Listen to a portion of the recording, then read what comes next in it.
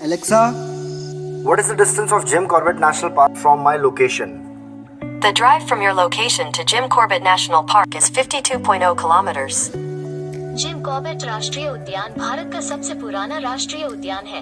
इसकी स्थापना विलुप्तप्राय बंगाल टाइगरों की रक्षा के लिए 1936 में की गई थी। यह उत्तराखंड के नैनीताल जिले में स्थित है और इसका नाम इसकी स्थापना में महत्वपूर्ण भूमिका निभाने वाले जिम कॉर्बेट के नाम पर रखा गया है। आप चाहे ढिकाला के जोन में घूमना चाहें या फिर घूमना चाहें ढेला के जोन में, जी हाँ, झरना और साथ ही साथ गर्जिया, या फिर आप बिजरानी या फिर दुर्गा देवी, जी हाँ, इन 6 गेट से दोस्तों एंट्री कर सकते हैं जिम कॉर्बेट नेशनल पार्क। 1955 में famous British Hunter Edward James Corbett के नाम पे रखा गया है इस फॉरेस्ट रेंज का नाम जिम कॉर्बेट नेशनल पार्क। चलिए आइए मैं आपको बताता हूँ कैसे आप लोग जिम कॉर्बेट नेशनल पार्क में घूमने के लिए आ सकते हैं, कैसे आप अपनी बुकिंग करा सकते हैं और कितना खर्चा आपका यहाँ आने में होने वाला है। जी हाँ, हम लोग थोड़ा सा जिम कॉर्बेट नेशनल पार्क से रिलेटेड थोड़ी सी हिस्ट्री भी जानेंगे। तो आइए आज का सफर शुरू करते हैं हम लोग जिम कॉर्बेट नेशनल पार्क का। दोस्तों, जिम कॉर्बेट नेशनल पार्क में एंट्री के लिए आपको 6 गेट्स की अवेलेबिलिटी दी जाती है, जिसमें से आप धनगढ़ी के पास ढिकाला या फिर ढेला, झिरना, बिजरानी, गर्जिया और दुर्गा देवी जैसे गेट से एंट्री ले सकते हैं। एनिमल्स की सबसे ज्यादा साइट सीइंग की प्रोबेबिलिटी आपको ढिकाला जोन में मिल जाती है, जिसकी आपको प्री बुकिंग्स लगभग 1 हफ्ते पहले करानी पड़ सकती है। खाने पीने का कोई भी सामान आप लोगों को अलाउ नहीं किया जाएगा और टॉयलेट्स की भी आप लोगों को परेशानी झेलनी पड़ सकती है, इसीलिए आप लोग प्री तैयार होके चलें, फ्रेश होके चलें। कॉर्बेट नेशनल टाइगर रिजर्व का ये गेट, इसके अंदर से एंट्री करने वाले हैं और अभी शाम के लगभग बज रहे हैं 4 एंड वी आर एक्साइटेड। ये हमारा लगभग 1-1.5 घंटे का सफारी होने वाला है। दोस्तों, जिम कॉर्बेट नेशनल पार्क में जंगल सफारी की डिटेल्स आपको ऑनलाइन मिल जाएंगी।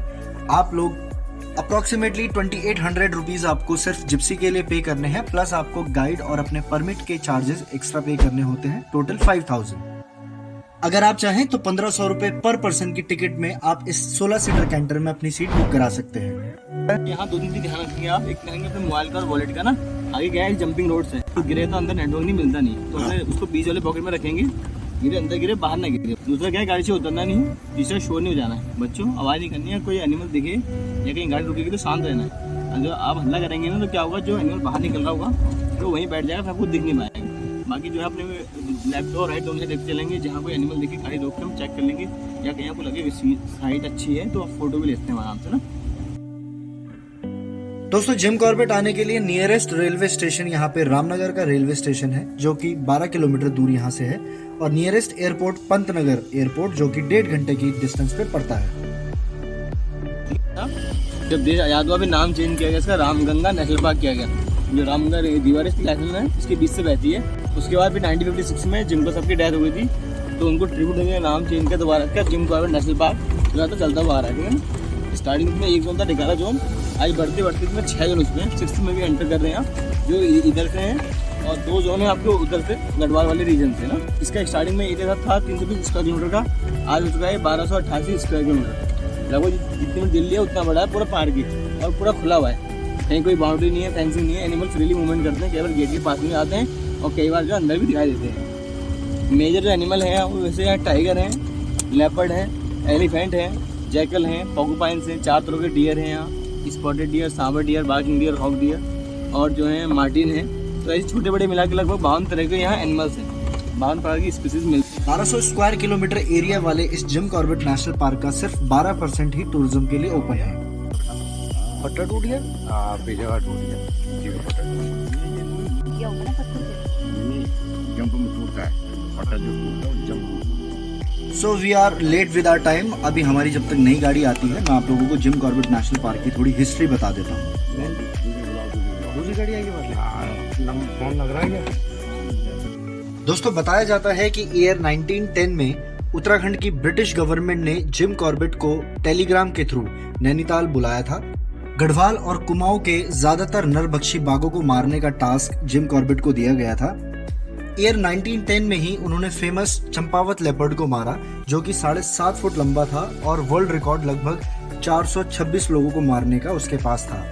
कहते हैं 1930s में एडवर्ड जेम्स कॉर्बेट ने अपनी लाइफ का सबसे बड़ा टाइगर किल किया था, जो फेमसली जाना जाता था द बैचलर ऑफ पावलगढ़ के नाम से, और इसका साइज लगभग 10 फुट 7 इंच का था। ईयर 1935 के बाद से एडवर्ड जेम्स कॉर्बेट का एनिमल्स के प्रति लगाव बढ़ता चला गया और रिटायरमेंट के बाद उन्होंने एक पुस्तक, जी हाँ, फेमस पुस्तक जो हम सब जानते हैं, मैन ईटर्स ऑफ कुमाऊं भी लिखी।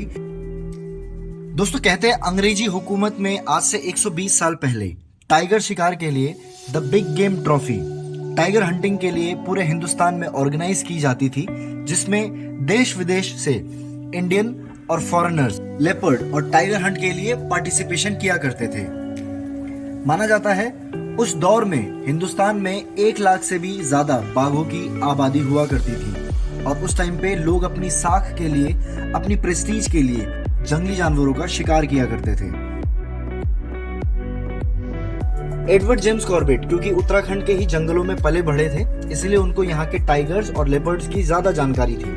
ऑन रिकॉर्ड्स अगर टोटल किलिंग की मैं बात करूं तो कहते हैं एडवर्ड जेम्स कॉर्बेट ने लगभग 33 आदमखोर बाघों को मारा, जिसमें से 19 टाइगर्स और 14 लेपर्ड्स थे। तो हमारी गाड़ी का जो है पट्टा टूट गया है, नीचे गाड़ी का बेस होता है।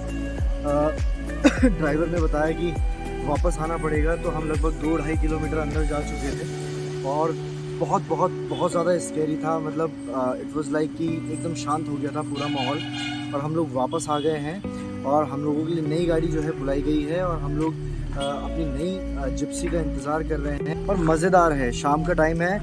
सच बताऊं तो मैं तो चाहता ही हूँ कि हम लोग लेट शाम को निकले, क्योंकि दिस इज़ द टाइम जहाँ पे जानवर जो है पानी पीने के लिए जंगल में आता है, पानी के पास आता है और यहीं पे जानवरों के स्पॉट होने की ज़्यादा चांसेस बढ़ जाती हैं। So we are just waiting for our next gypsy to come and then we will move inside the forest.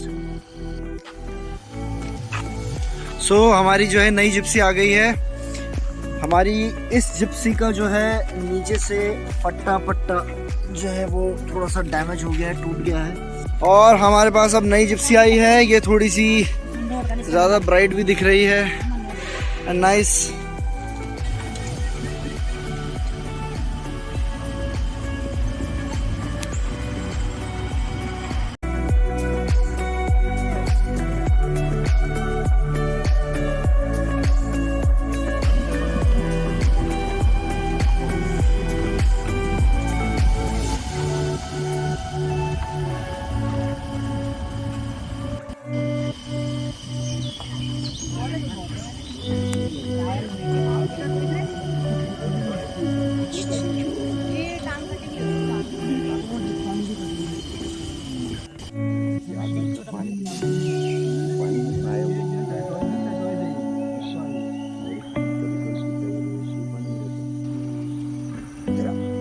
पुरानी प्रजाति का ना, अगले पाँव में देखो वो आ गए क्या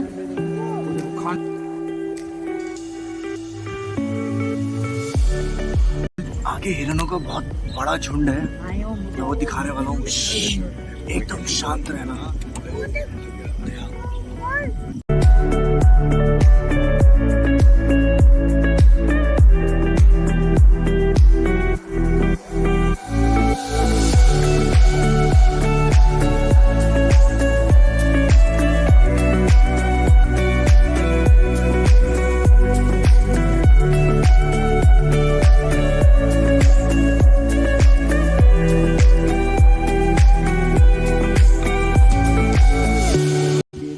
पूरा ग्रुप है, इसमें जो बड़ा सींग वाला वो मेल है, ये चीतल है। हिंदी में इसको कहते हैं चीतल और इंग्लिश में ये हो गया डियर, स्पॉटेड डियर।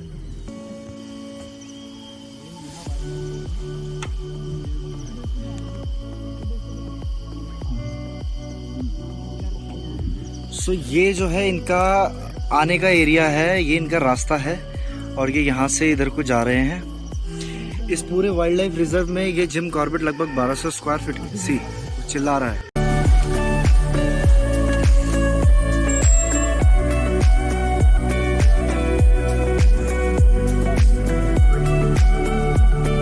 सो अभी ये दूसरी गाड़ी के रेंजर आए हैं और इन्होंने हमें बताया है कि इन्होंने आगे ताल के पास पे टाइगर के पंजों के निशान देखे हैं। So we are expecting tiger मिल जाए आगे।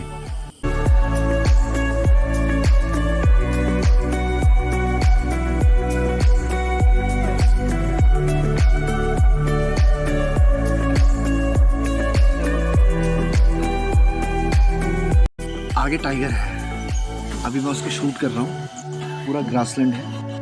कुछ लोग अभी नासिर के सामने बात में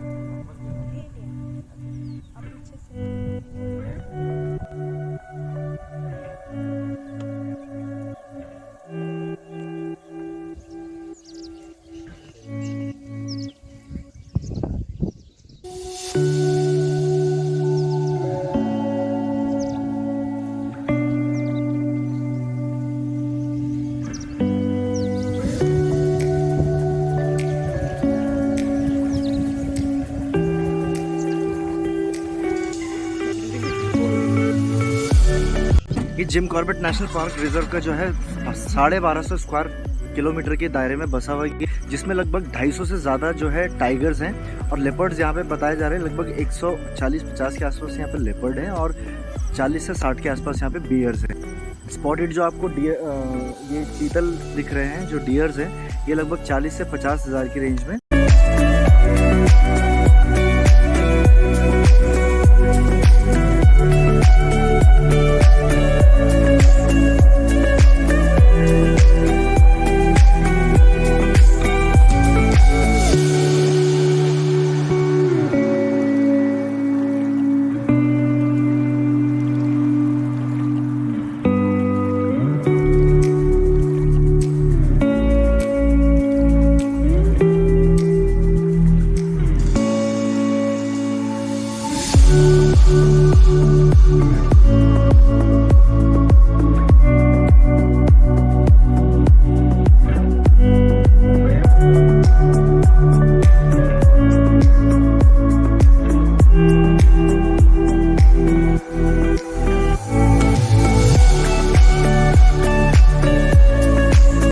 अभी हमने बाघ भी देखा, लेपर्ड, और हमने अभी हाथी भी देखा।